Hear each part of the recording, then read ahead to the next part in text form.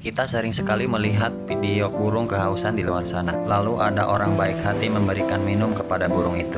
Tapi sungguh yang dilakukan abang ini sangat luar biasa. Dia menggali lubang dan membawa beberapa galon air untuk diberikan kepada beberapa spesies hewan di sana. Agar air tidak meresap, ia melapisi lubang yang telah ia gali dengan selembar plastik dan menaburi dengan batu kerikil supaya terlihat lebih alami. Lalu ia menuangkan beberapa galon air yang telah ia bawa. Setelah beberapa saat ia pergi, langsung ada burung yang menghampiri kubangan air tersebut. Mereka minum dengan puas bahkan mandi di kubangan air itu. Sungguh mulia sekali yang dilakukan abang ini. Semoga menjadi amal kebaikan buat abang ini ya guys. Jangan lupa di like, comment, and subscribe. Terima kasih guys.